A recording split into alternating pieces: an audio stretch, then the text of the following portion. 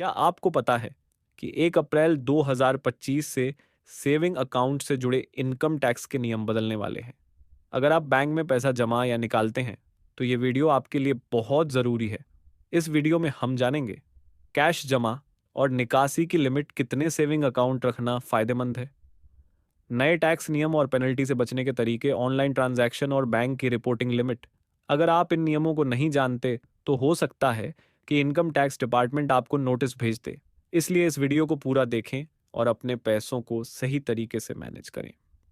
नमस्कार दोस्तों, क्या आप जानते हैं कि 1 अप्रैल 2025 से सेविंग अकाउंट में पैसा जमा और निकालने के नए नियम आ रहे हैं? अगर आप इन नियमों को फॉलो नहीं करते, तो इनकम टैक्स डिपार्टमेंट आपको नोटिस भेज सकता है। क्या बैंक में 10 लाख से ज़्यादा जमा करने पर टैक्स देना होगा? क्या कैश निकालने पर भी टीडीएस कटेगा? सेविंग अकाउंट में ब्याज पर टैक्स कैसे लगेगा? आज के इस वीडियो में हम इन सभी सवालों का जवाब देने वाले हैं। तो वीडियो को लाइक करें और चैनल को सब्सक्राइब ज़रूर करें। कैश जमा करने की नई लिमिट। अगर आप बैंक में कैश जमा करते हैं, तो ये नियम जानना ज़रूरी है। अगर 50,000 से ज़्यादा कैश जमा करने पर पैन नंबर देना अनिवार्य होगा। अगर साल में 20 लाख से ज़्यादा जमा करते हैं, तो पैन प्लस आधार देना ज़रूरी होगा।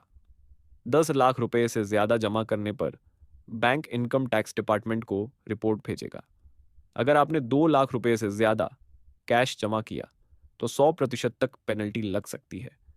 आपका बैंक आपके हर ट्रांजैक्शन पर नज़र रखता है, तो सोच समझकर पैसा जमा करें।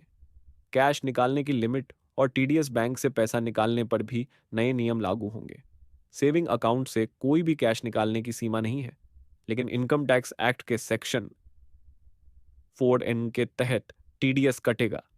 अगर आपने 1 करोड़ से ज़्यादा निकाला और आईटीआर फाइल कर रहे हैं, तो 2% टीडीएस कटेगा। अगर आईटीआर फाइल नहीं किया और 20 लाख से ज़्यादा निकाला, तो 2% टीडीएस कटेगा। 1 करोड़ से ज़्यादा निकालने पर 5% टीडीएस कटेगा। इसीलिए अगर आपको कैश ट्रांजैक्शन करने हैं, तो पहले आईटीआर फाइल ज़रूर करें।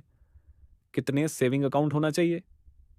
आप कितने भी सेविंग अकाउंट रख सकते हैं, लेकिन ज़्यादा अकाउंट रखने के नुकसान हैं।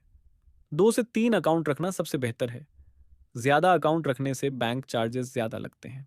मिनिमम बैलेंस मेंटेन करना मुश्किल हो सकता है। आईटीआर फाइलिंग में दिक्कत हो सकती है।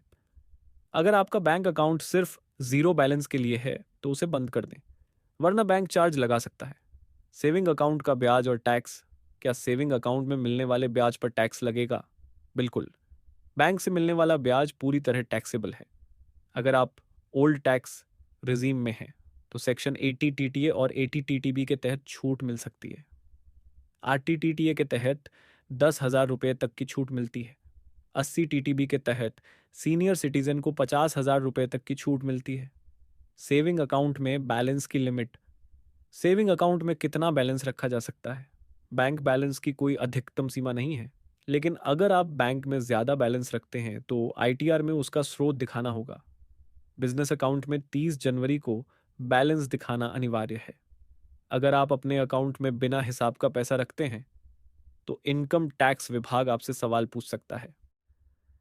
ऑनलाइन ट्रांजैक्शन और रिपोर्टिंग यूपीआई, एनईएफटी, आईएमपीएस और आरटीजीएस से जुड़े नए नियम क्या हैं?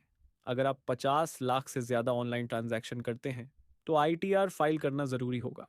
बिजनेस में 60 लाख और प्रोफेशनल्स के लिए 10 लाख से ज़्यादा टर्नओवर होने पर आईटीआर फाइल करना ज़रूरी होगा।